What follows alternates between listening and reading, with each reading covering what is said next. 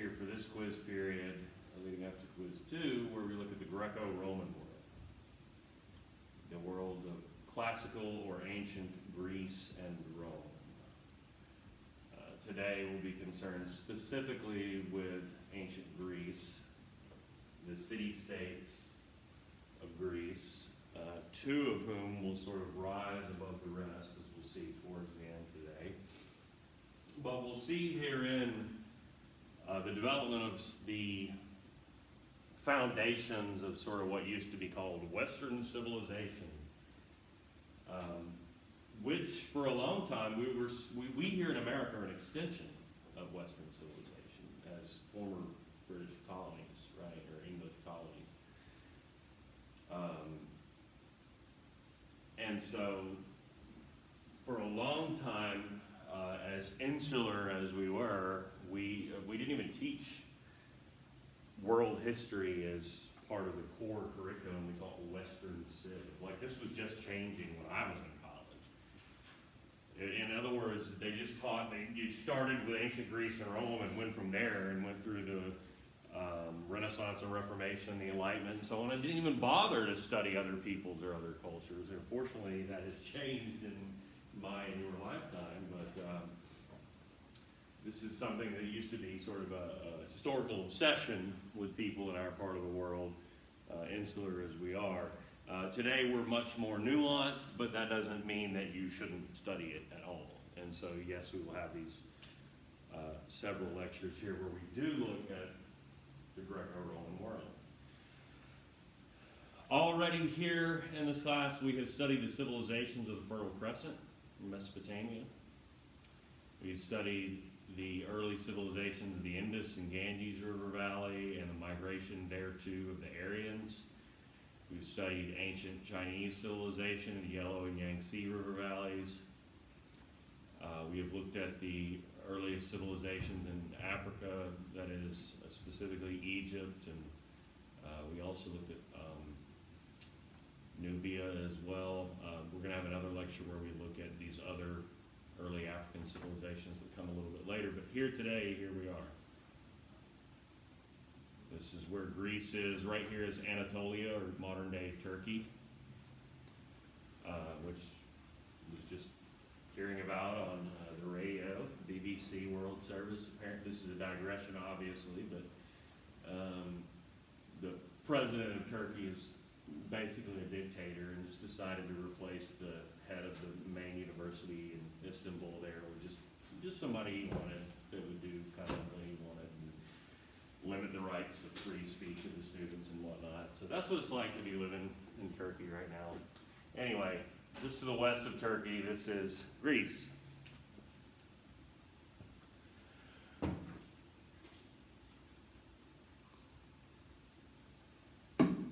And as I was saying, the civilizations that develop here really plant the seeds, if you will, of Western civilization to come. Politically speaking, this is or will be the birthplace of the concept of democracy. The Greek word demos means people. Ocracy is in government, so the concept of the government by the people. It is the birthplace of republicanism, the idea of having a republic. That is a government, a polity, that is, with a government whereby representatives are chosen, elected by citizens who are all equal before the law. And the concept, therefore, of legal equality of citizens as opposed to subjects of a king or monarch. Philosophically, it's the Greeks who begin to ask the basic questions about humanity and humankind's place in the world that will provide the basis of Western philosophy. And the system of logical and analytical thought and exploration that would tend to attempt to answer those questions.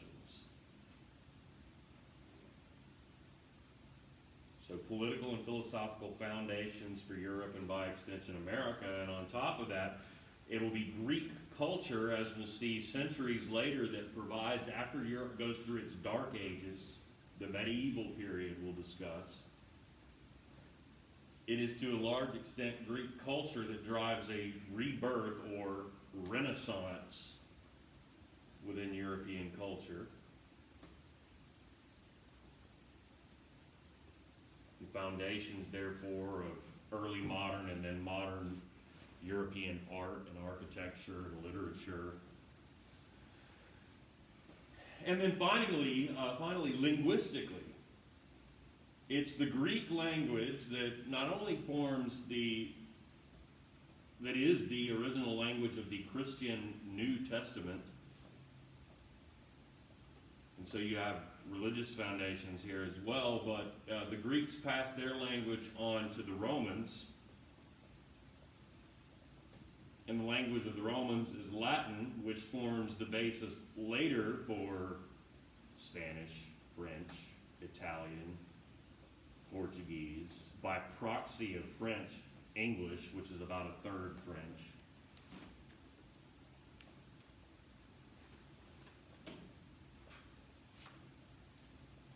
Let's talk a little bit about the geography of Greece. So, I guess the key features here, this is the tail end of the Balkan Peninsula. So this is the sort of southeastern end of Europe, as it were, before you cross the straits here, and this is again Turkey or Asia Minor, sometimes called Anatolia. So the Balkan Peninsula, but then below that, a sort of peninsula on a peninsula, the Peloponnesus. Here. This is important because on the Peloponnesus is located one of those two major city-states that would eventually emerge, and this one is Sparta. It's also important, and we'll talk about this first, because there are two really, really early civilizations that develop in this region. The second of, this is before the rise of the great city-states like Sparta, second of which is centered right here at Mycenaean, also on the Peloponnesus. Make note, too, of the island of Crete down here. This is where the very first civilization in this region will emerge, as we'll see, Minoans. This region here, just before you get down to the Peloponnesus, is known as Attica, where Thebes is, more importantly, where sits the other major eventual city-state of Athens. Just to the north of that, in a region known as Boeotia, you have Delphi. Further up the Balkan Peninsula, Mount Olympus. And then above that, what we would call Greece proper, above Greece proper is the associated region of Macedonia, which will be important when we get to the next lecture. And then note, around Greece, it's surrounded by water. You have the Ionian Sea that separates it from Italy over here. Obviously the Mediterranean down here. Up here we call this the Aegean Sea. And then between the Aegean and the island of Crete, you have all these little islands that eventually will be little outposts of Greece and Greek culture. All that making sense? Questions? So as I said, the first civilization to emerge that we know of in this region emerges here on the island of Crete. And we know this from the ruins of places like a palace, a great, tremendous palace at the site of Knossos. So first and foremost, the Minoans, whose civilization flourished from about 2800 BCE to 1450 or so BCE. The ruins of Palace at Knossos and others were not discovered until the 20th century, so this is a relatively recent find for scholars. They were a Bronze Age people. That time frame falls squarely within the Bronze Age. Culturally, ethnically, they're actually different from the Greeks. So even though we're calling this a lecture on Greek peoples, these are not necessarily Greek peoples. They're actually a Semitic people. Semitic peoples we've talked about in here before in more than one lecture. Sometimes you might hear the phrase someone is anti-Semitic, which in our 21st century language means they're someone who's prejudiced against Jewish people specifically, because the Hebrews were a Semitic people. That being said, they were only one of the Semitic people. This is the people of the Levant, that eastern Mediterranean region, which would include, yes, the Hebrews, but also across the sea in Africa, Ethiopians and numerous other peoples. So they are peoples whose origins are in the Middle East, as we would say, or Southwest Asia, the eastern coast of the Mediterranean. And just to give you a visual of that,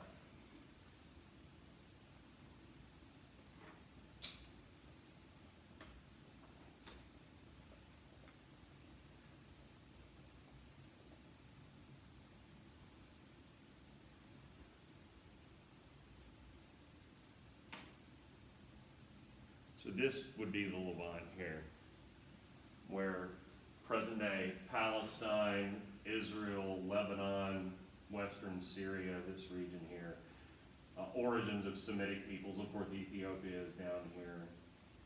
So Semitic peoples migrated out to the south, to the west, and obviously to the island here of Crete.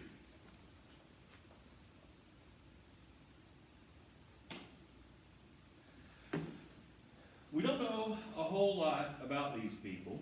Archaeologists have had to do what they do and give us best guesses based upon what they have unearthed. And as is perhaps a refrain in the early weeks that we spend here in this course, the reason we don't know a lot about them is probably what? No language. You're right. We have not deciphered their language.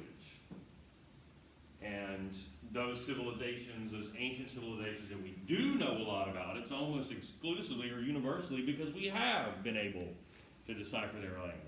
So, but it's rare that you could have some incredible find like a Rosetta Stone that translates for you from a known language to an unknown one, right?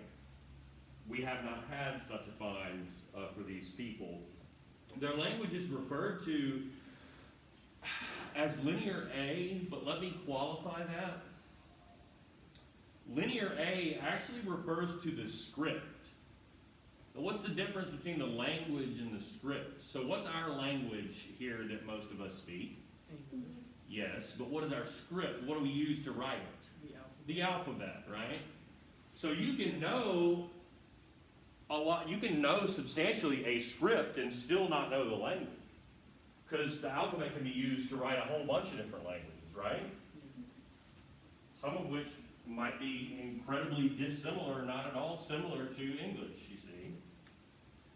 And so what's incredible is we actually know that Linear A is a syllabic script. Its markings denote syllables, and it's written left to right, so this is not some totally alien script. We just have no clue what the language is. Does that make sense?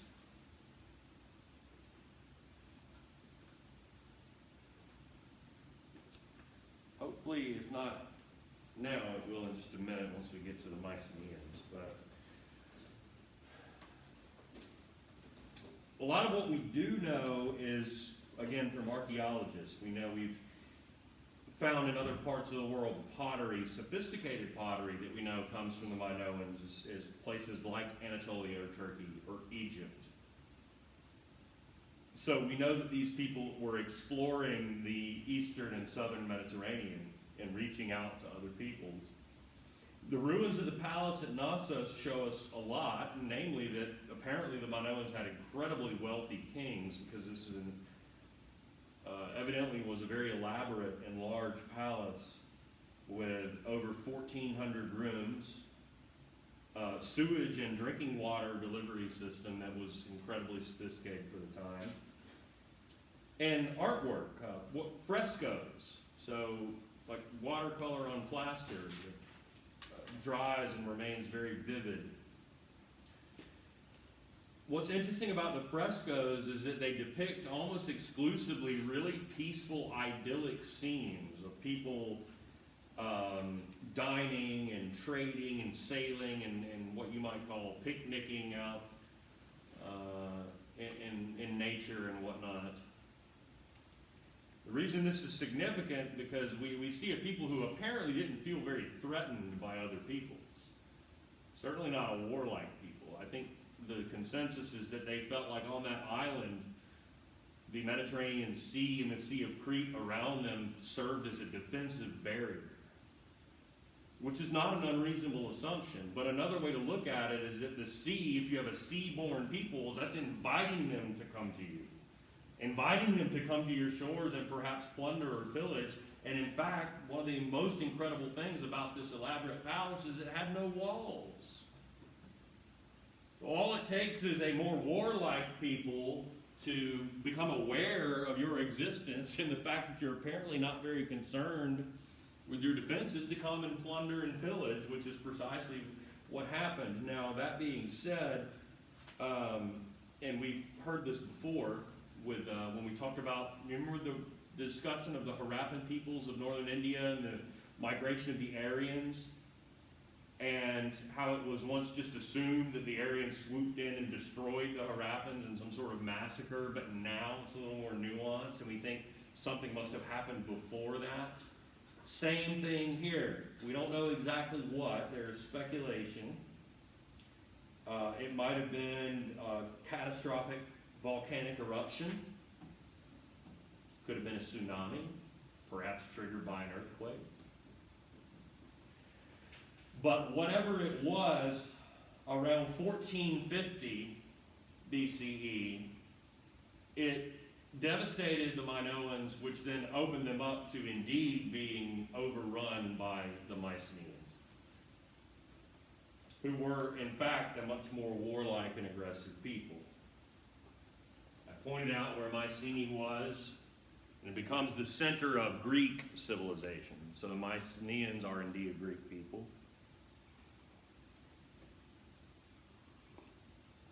Whose civilization flourished from around 1600 to about 1100 BC. So these are also a Bronze Age people.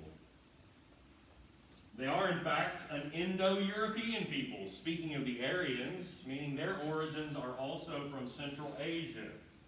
Only unlike the Aryans and more like all other Indo-European peoples, they migrated west.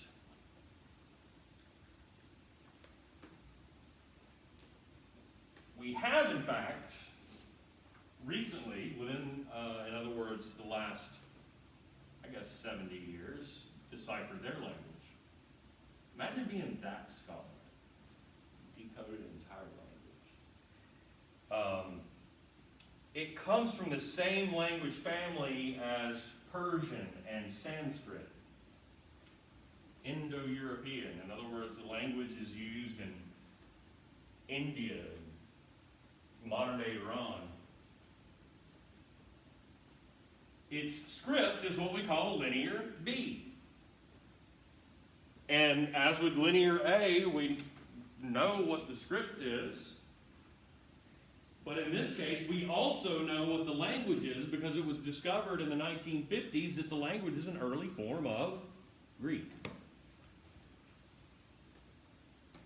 So here we know the script and the language, and so we know a lot more about these people and decipher their writing, which was used almost exclusively for record keeping in palaces.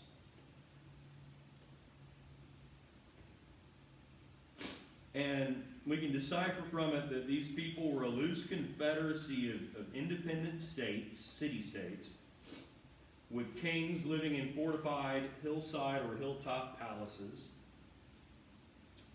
some of which survive.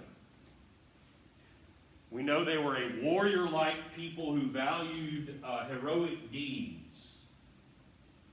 but who also established an extensive trade network. Much of what we know, we kind of read back into it from the epic poetry of an individual known as Homer, although some doubt whether there was actually one single individual that was Homer, or if it was not works that were refined over time by a number of poets or bards, if you will.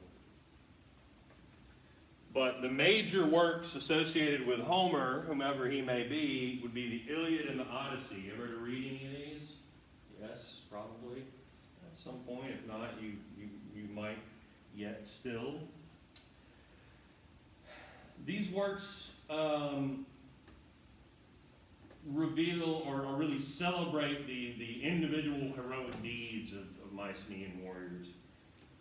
In the Iliad specifically, that would be those of the warrior Achilles. The Iliad tells the story of the Trojan War, which once was thought to be mythical, fictional, but archaeologists have discovered ruins and discerned enough that they actually believe this to have actually taken place. Of course, in the epic poetry, it's embellished significantly, probably, unless you believe in godlike people. But the basic events, the fact that there was a coalition of Greek city-states that made war upon and eventually destroyed this city here on the northwestern coast of Anatolia that was Troy, that much we figure is true. And the Iliad tells that story from the perspective of the Mycenaean people. Probably a tradition of oral epic poetry passed down before Homer actually writes it down. But what do you, those of you that have had to read the Iliad, do you remember what started this war or what it was about?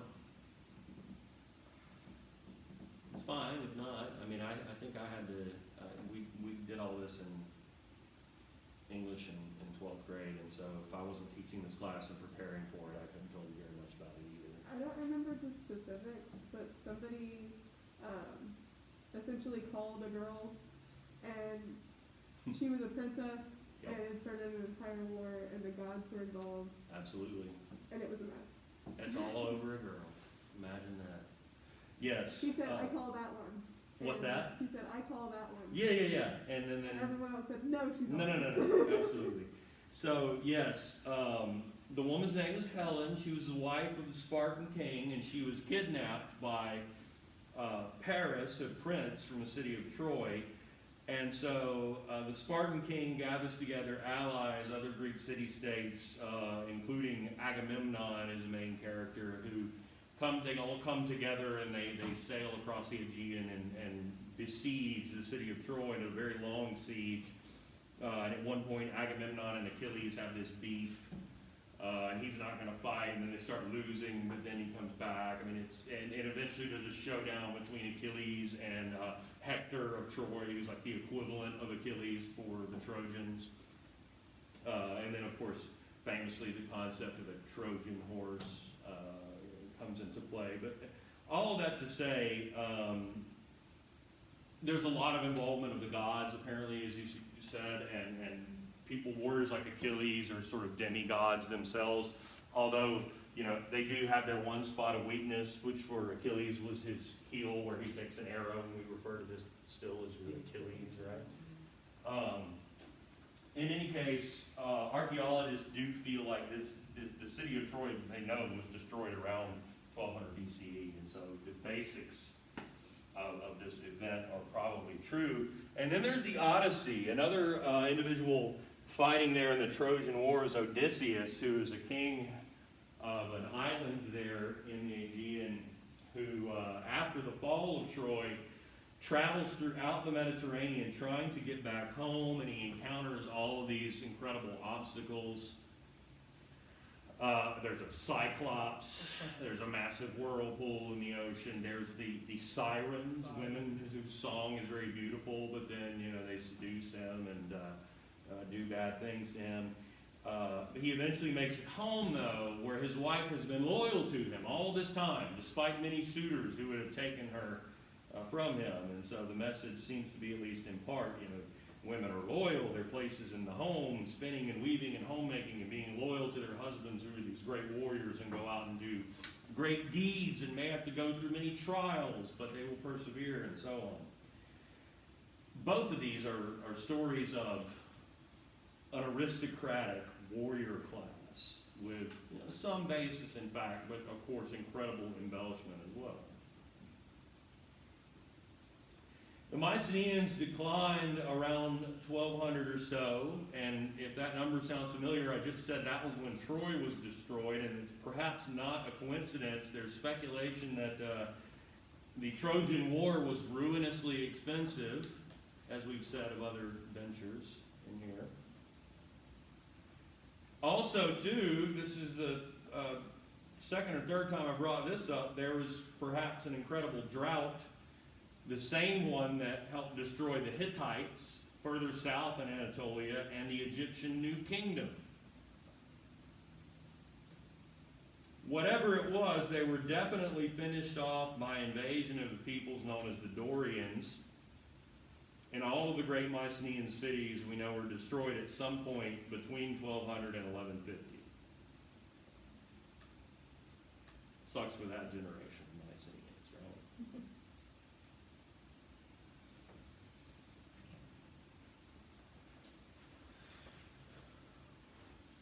Well, the Dorians were not illiterate people, no written language, and writing therefore, of course, declines, and we don't know a lot about this period as a result. That's why they're known as the Greek Dark Ages.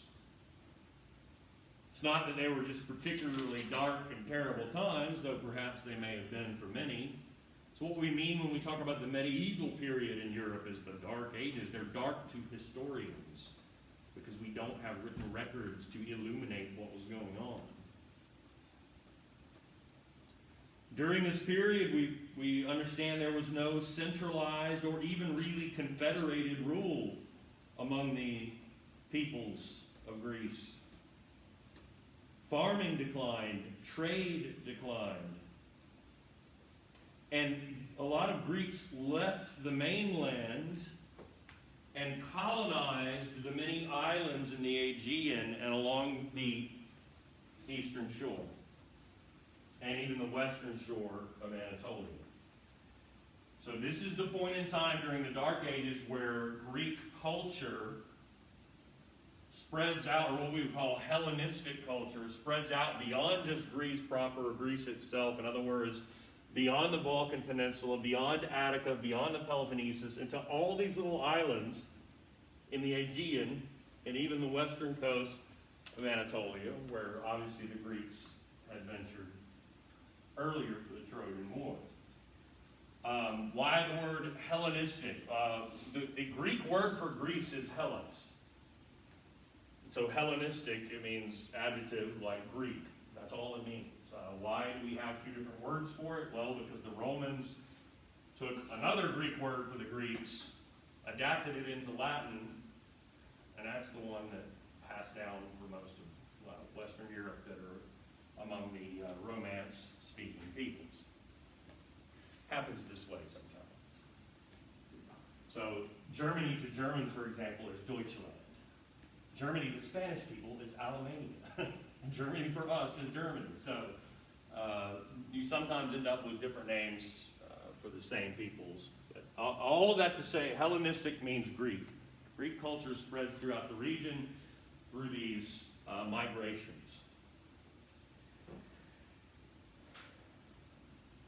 Now, I mentioned that the Dorians are not illiterate people and writing declines. That's why it's the Dark Ages. That being said, it's during the late Dark Ages, probably anyway, that Homer writes down the Iliad and the Odyssey. And so he is writing down these poems that have probably been passed down for generations, going back to and describing the exploits, looking back of the Mycenaeans before the Dark Ages. That's probably why they're even more embellished, because indeed it was a dark time comparatively speaking. And so to look back and to describe in awe a people who had once had a much more glorious civilization would have been the artistic, perhaps, popular thing to do. It was actually contact with people outside of Greece that sort of begins to jolt it out of these dark ages, and that was the Phoenicians. Trade with the Phoenicians, who you recall are in the Levant, in the eastern coast of the Mediterranean that we were just looking at a moment ago. That leads the Greeks to adopt the Phoenician system of writing, which you know as the alphabet. By this time, linear B had all but disappeared.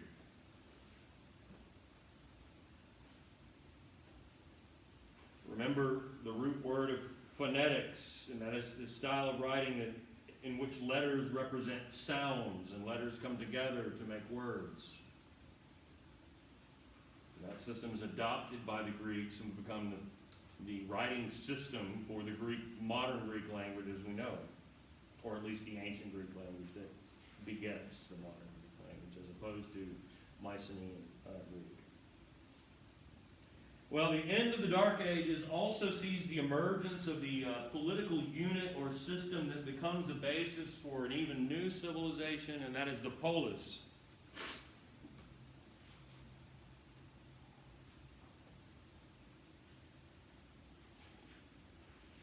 City-state, and I know I've used that word here before, but these city-states, as we'll see, are not necessarily ruled over just by a king or a strong man as those of Mycenae had been, or as those of, very first lecture of the semester, we looked at Samaria and those city-states like Uruk, ruled over by a strong man, thought to rule with the pleasure of the gods and so on.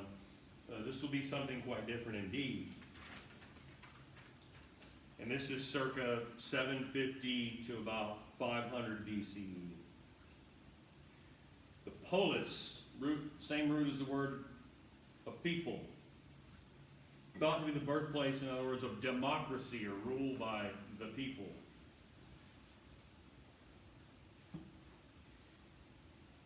Also the birthplace, as I mentioned in the onset, of republicanism. When you have a republic, you have a government of republicanism, that means you have citizens who are theoretically equal. And citizens are not subjects of a king. Citizens are from whom power comes. This is the idea of, as we would later see here in America, the concept of consent of the governed. The government rules because the people or citizens say it can. Of course, the definition of citizen could be restrictive, and in this case, being only men, and perhaps at different times only men of a certain amount of means or property, and there were, of course, slaves in these societies who would not constitute citizens and so on. But if you were citizens, you were all theoretically equal, and you got to elect representatives to govern for you. That is republicanism. Now, to put that up against democracy again, if you had a pure democracy, if we were a 100% pure democracy, not a republic, and we wanted to vote on whether to make me shut up and we all go home, we would all just vote, right? And majority rules. 1, 2, 3, 4, 5, 6, 7, 8, 9, 10 people would vote. And if 6 people want to go home, we're going home. If this were a republic, though, we would not all vote, because we don't all in America, every single time something comes up in terms of lawmaking, we don't vote for it, do we? Like a national plebiscite every single time there's some law that's before Congress, which is the essence of what I'm getting at. We elect representatives to make those decisions and pass those bills for us. That's republicanism. Of course, you can have a democratic republic in which, again, citizens are equal, power comes from the people, and so on. So these two concepts are obviously not mutually exclusive. Inherent in republicanism, too, though, is the idea that you ought to, as a citizen, have a strong obligation to your city-state or your community. You have certain civic responsibilities. You should be a good citizen, in other words. Whereas a more pure democracy might suggest a trend towards more individualistic outlook. These two things are in play throughout Western history, and we live in a society politically where we still have this interplay between very individualistic focus on individual rights, hand in hand with more of a sense of obligation to the republic or to the community and so on, and a focus on civic obligations, the things you should be doing as a citizen for the good of the republic. In any case, these city-states of this period include, of course, a city, but also its surrounding countryside that is ruled over from that central location of a typically walled city, which is a natural fit for Greece. The geography of Greece, and I should have mentioned this earlier, is isolated. It's very mountainous, and obviously surrounded by water. And it makes for these sort of naturally isolated pockets of areas that could be ruled over by a single city. But also at the same time, it sort of defies being ruled over by one city or one ruler because it is so segmented and isolated. Your text defines a city-state as a community of citizens in which all political, economic, social, cultural, and religious activities are focused. I'll repeat that, but you don't have to write it down verbatim because you have access to it in a text. A community of citizens in which all political, economic, social, cultural, and religious activities are focused. Every city-state, every polis had a central meeting place where there was a citadel, an acropolis, and the most famous of which is that of Athens, the ruins of which survive, and you are seen there at top right. The acropolis. The central meeting place was citadel. Below that, in the center of town, each city-state also had an agora. This is a marketplace, a central marketplace, where the business of the city-state would play, where people from the countryside would bring in their produce to sell, and where craftsmen and artisans within the city would sell their manufactured goods, and so on. So the agora, or the acropolis rather, sits as a citadel high up on a hill, and the agora in the city below that filled with shops, and like a bazaar, if you will. The acropolis was also the place in the city where people would rally in the case of an attack. Citizens were doubled as citizen soldiers, trained to be the army of the city-state. The core of the armies of these city-states at the time were citizen soldiers who fought as hoplites. And these could be people of the city or also landowning farmers from the countryside, called up to duty in times of war, trained as foot soldiers, infantry, armed, as you can see, with bronze helmet and breastplate, leg armor, armed with a long spear and a sword and a shield. And they marched, as you'll see, in a tight phalanx, as they called it, an 8-deep rectangle formation of soldiers fighting shoulder to shoulder, all with trust in one another and with great discipline. Fighting in a phalanx like that you see at top left required incredible discipline and trust. The man behind you, the man in front of you, the man beside you, and so on. And you see the archers out in front of the phalanx.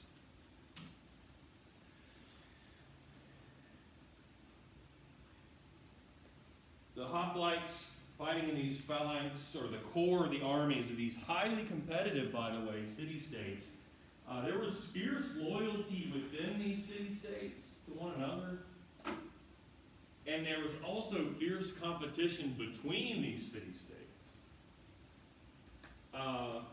ultimately that will lead, as we'll see, to an absolutely catastrophic internal war in Greece. That fierce competition. But even in times of peace, there was competition. It's the time of the birthplace of the Olympic Games, which are a way for these city-states to compete against one another, as you know, in athletic competition. First Olympics was held, of course, in Olympia in 776 BCE.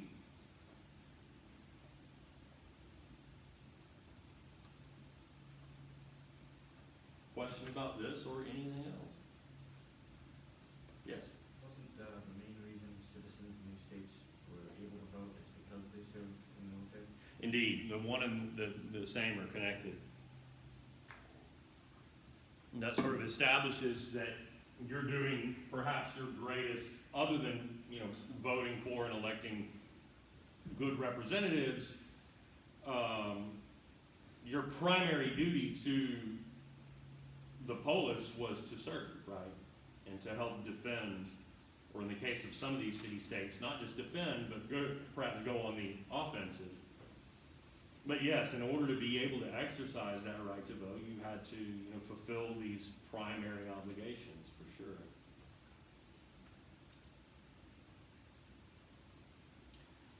So the two major city-states to emerge, the two most powerful during this period, as I mentioned at the very onset, are Sparta and Athens.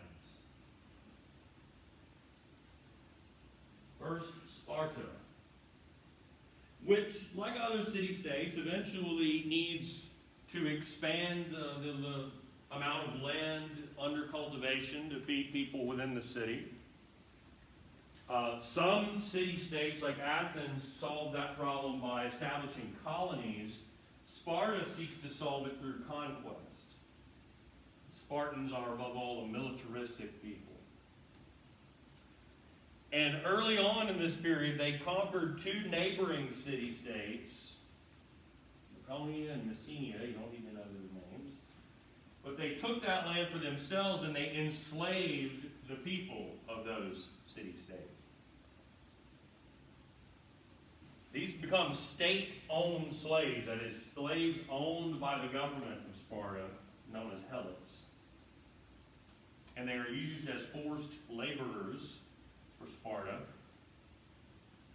growing the grain and olives and everything else that the Spartans would use for their own nourishment and advancement. This both necessitated and allowed that Sparta become essentially a military state in which the government and society all revolved around the military. And beyond what Ezra was just saying, that you're fulfilling your military duty allows you to vote. Well, this is beyond that. I mean, their entire lives were devoted to training and serving in the military. Young boys, almost from birth, were trained exclusively as warriors. And when I say this both allowed and necessitated this, there were repeated attempts by the Helots to reverse their status as captive slaves. And you needed to have, an army to be able to put down those revolts. And so it's like you have to constantly be prepared for the possibility of uprising of these slaves that, allow your existence to be possible. But also the fact that you do have those slaves growing all the food that all you Spartans need. You don't have to have farmers, right?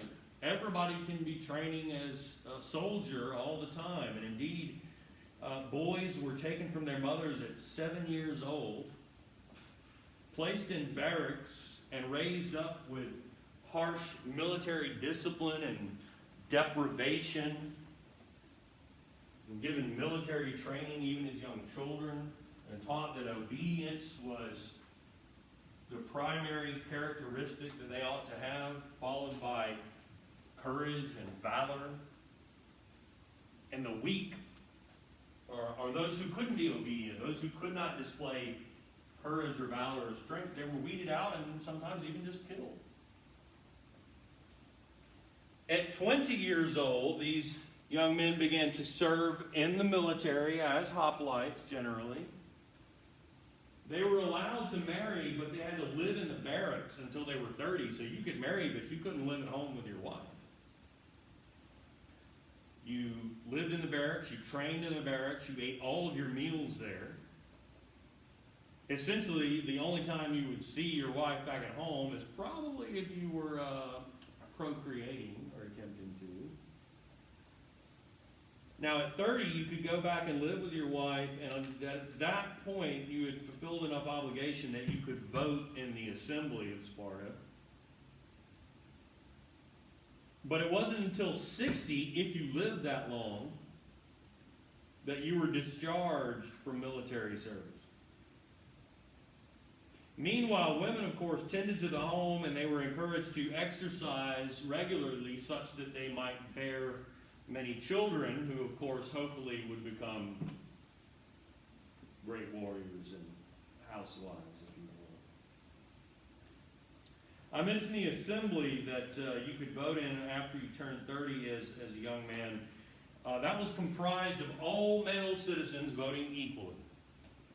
So we have some measure of democracy, even in the militaristic state of Sparta.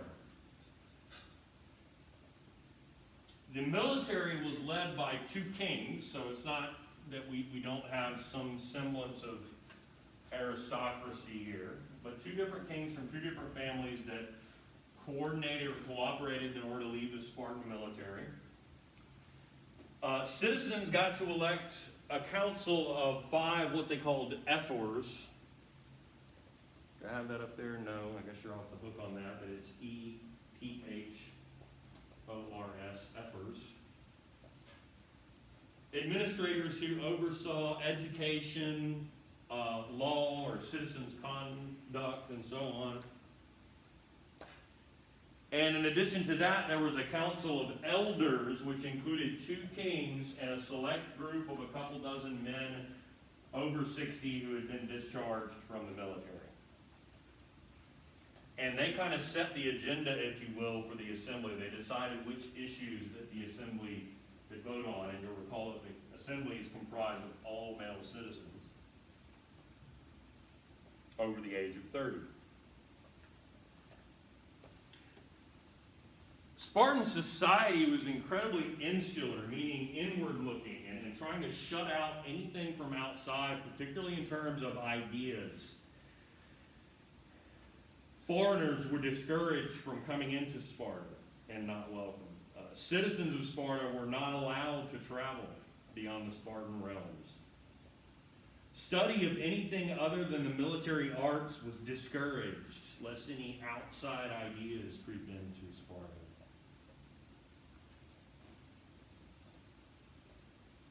And then there's a general weirdness with the Spartans too. I mean, today, if you hear the word something is Spartan, it means it's very sparse and utilitarian. Like all you have is what you need to survive and in this case, prosper as a militaristic expansionist state. They apparently, as you can see at top right, like all exercising and training was done naked, which is kind of weird, but you know, to each their own. Much has been made. They had this black soup that was like their main meal, supposedly, which there's been a lot of ballyhoo about, I guess, because it was apparently disgusting. It's made of like pig's blood and pig's feet and vinegar and shit. That being said, some have recently suggested that that would have been disgusting, like to people more accustomed to like what we would today call the Mediterranean diet of a lot of fish and olive oil and stuff. But that also like other people, you know, in England and Ireland and elsewhere, a lot of people like black pudding, which is made of pig's blood and this kind of thing. Point being, maybe we made a little bit too much of like, yeah, they had a shitty, disgusting diet. Maybe it wasn't all that bad. I don't know. In any case, they do become the most successful and feared military force in the region, but they're also adept at diplomacy such that they form an alliance known as the Peloponnesian League. Remember that Sparta is located on the Peloponnesus, and they're able to use fear, yes, and they're military exploits, but also diplomacy to maintain peace. So it's not like the Spartans are always fighting, always expanding.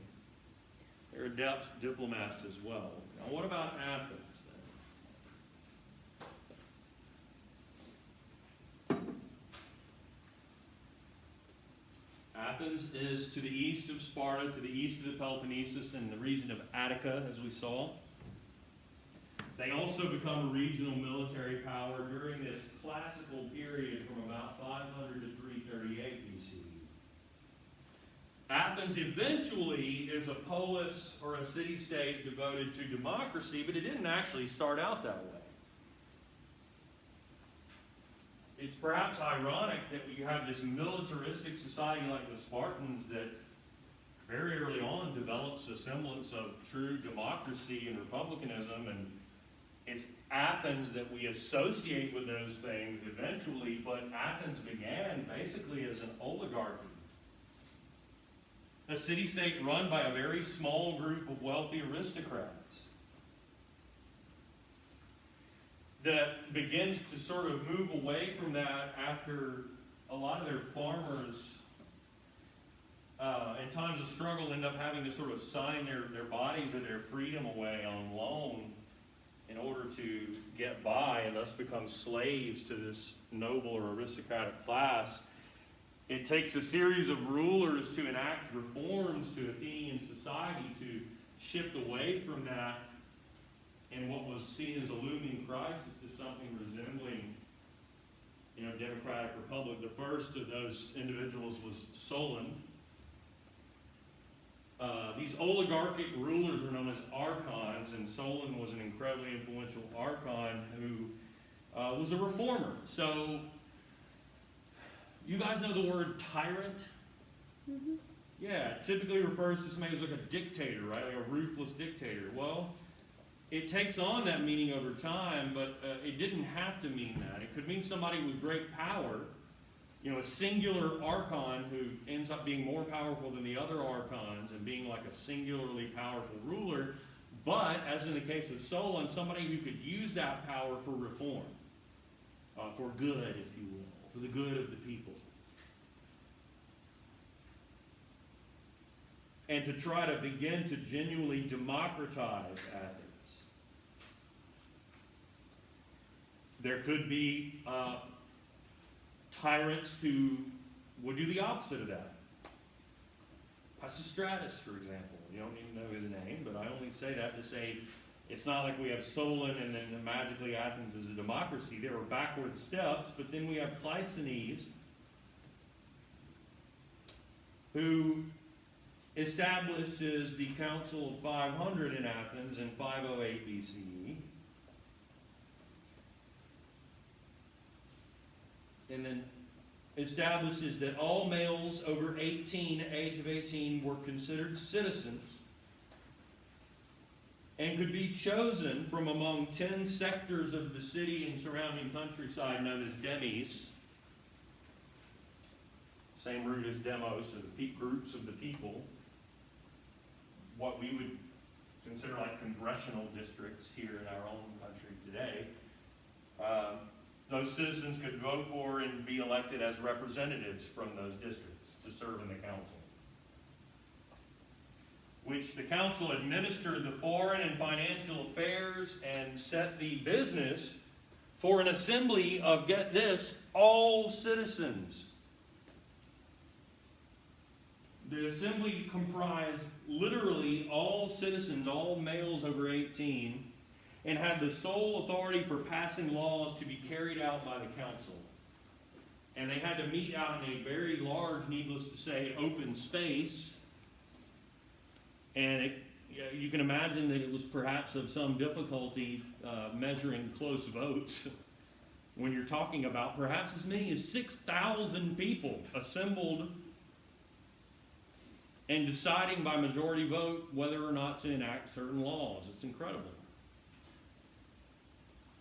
So there's the council that sort of sets the agenda to which you could be elected, and then there's the assembly. So when we talk about the assembly of all citizens, That's actual pure form of democracy. That's not even just republicanism, where although you obviously have that too because you've got this elected council.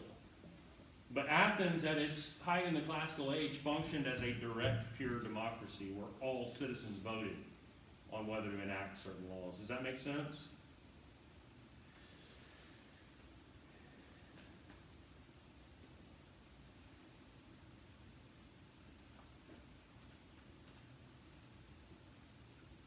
Well, it's all well and good until the Persians invade. The Persians, as I've at least alluded to in here before,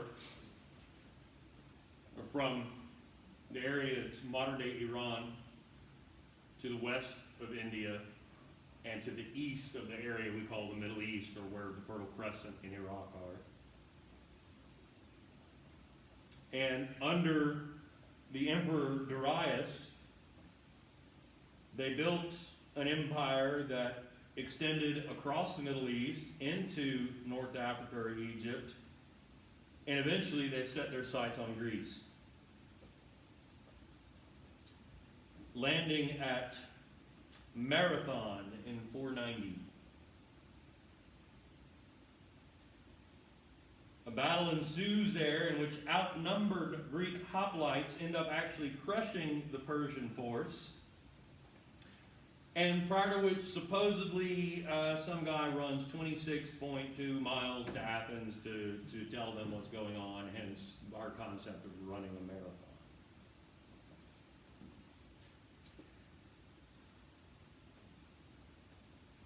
Darius' successor is Xerxes, who resolves to avenge the defeat of his predecessor and to re-invade Greece with an even more substantial force in 486, leading the Spartans and the Athenians to work together and form a defensive league of Greek city-states, which I should stress didn't include all Greek city-states. Xerxes was successful in intimidating some of the Greek city-states to just go ahead and side with him. Say, do you want to be crushed? Or would you rather just go ahead and side with us and let the other city-states that choose not to get crushed?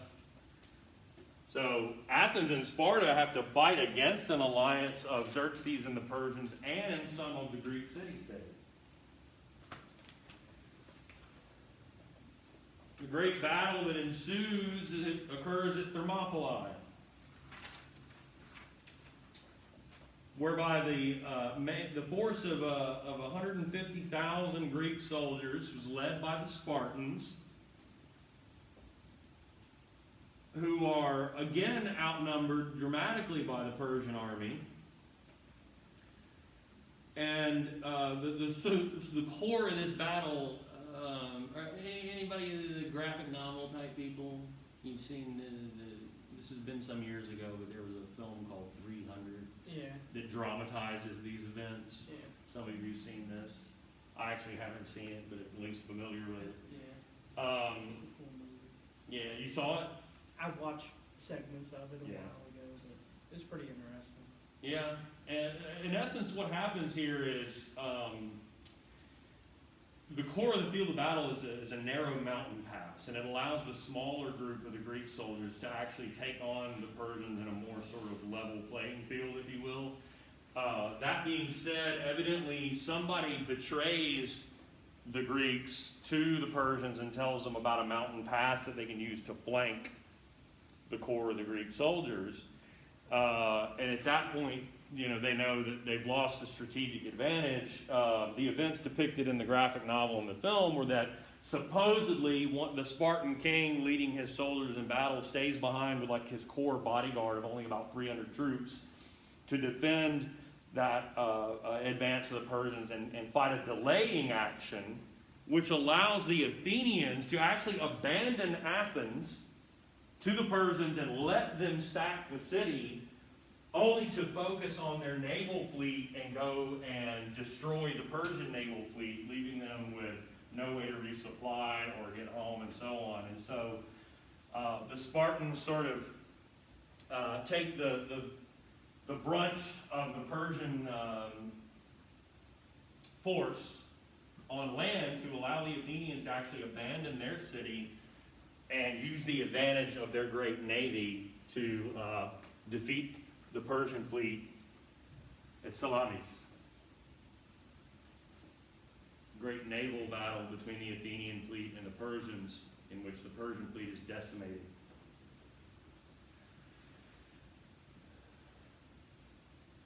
After which the Persian army, which no longer has a navy to resupply it, is defeated on land at the Battle of Plataea.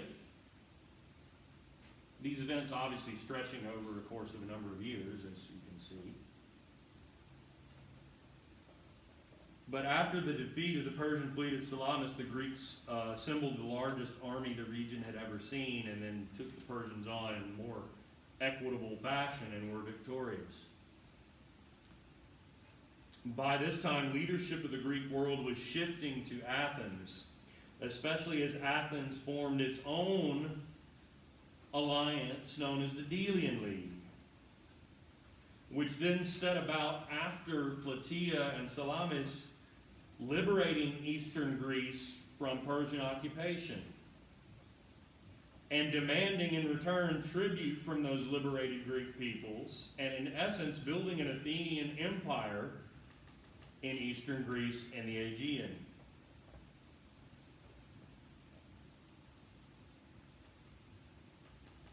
Well, a showdown is now looming. Leadership of the Eastern Greek world might have been shifting to Athens, who now has its Delian League, but leadership of the west of Greece and the Peloponnesus was still squarely in the hands of the Spartans and their Peloponnesian League. And as it turns out, Greece at that time was not necessarily big enough for two city-states that had built these great leagues of alliance or quasi-empire. And we're going to open up next lecture talking about the series of conflicts between Sparta and Athens known as the Peloponnesian War. And that will lead us to discuss how that sort of spells the end for the preeminence of the Greeks in the Mediterranean and the shifting of Western civilization, if you will, to the Romans in the early Roman Republic. And that'll be the subject of the next lecture. Questions? Anything? All right. Well, appreciate your attention as always, and